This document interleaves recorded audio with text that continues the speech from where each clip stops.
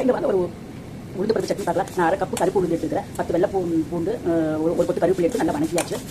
இது நல்லா வணக்கணுமே அடுப்பு ஆஃப் பண்ணிடுங்க. இதுக்கு தேவையான 2 வெங்காயம், 2 தக்காளி, கொஞ்சம் வரமிளகா, உப்பு போட்டு மறுக்கா வணக்கி அரைச்சிருக்கா உளுந்து பருப்பு சட்னி ரெடி. கருப்பு உளுந்து சட்னி ரெடி. இந்த சட்னி நல்லா டேஸ்ட்டாக இருக்குது. இட்லி, தோசை, பணியாரம் எல்லாத்துக்குமே நல்லா இருக்குது. நீங்கள் ட்ரை பண்ணி பார்த்துட்டு எப்படி இருக்குன்னு சொல்லுங்கள். எப்படி செய்யலாம்னு வாங்க.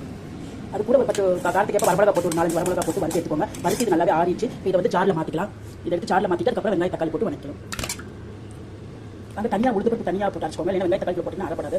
நல்லா இந்த முதல்ல அரைச்சி எடுத்துக்கலாம். அடுப்பு ஆன் பண்ணிவிட்டு அதுக்குள்ளே 2 வெங்காயம் தக்காளி உப்பு போட்டு வணக்கி விட்டுங்க. பட் வணக்கிட்டு இருக்கு. வெங்காய தக்காளி சட்னி தேவையான அளவு உப்பு போட்டுக்கோங்க. உப்பு போட்டு வச்சு நல்லா வணக்கி வச்சுக்கோங்க.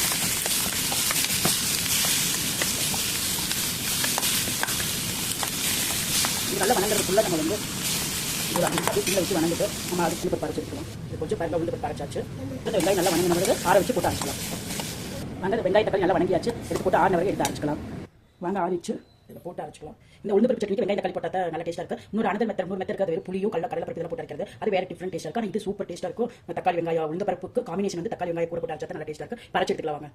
வாங்க அரைச்சாச்சு எடுத்துக்கலாம். டேஸ்ட்டான உளுந்து பருப்பு துவையல் ரெடி ஆயிடுச்சு. நீங்களும் பண்ணி பார்த்து எப்படின்னு சொல்லி தாளிக்கும் போது தேவையில்லை தாளிச்சிக்கலாம். இது அப்படியே எடுத்து போட்டு சாப்பிடலாம். அவ்வளோ டேஸ்ட்டாக இருக்கும் இந்த உளுந்து பருப்பு சட்னி. நீங்கள் ட்ரை பண்ணி பார்த்துட்டு எப்படி இருக்குன்னு கண்டிப்பாக சொல்லுங்கள். அவ்வளோ டேஸ்ட்டாக இருக்கும். ஓகேங்க, பாய்.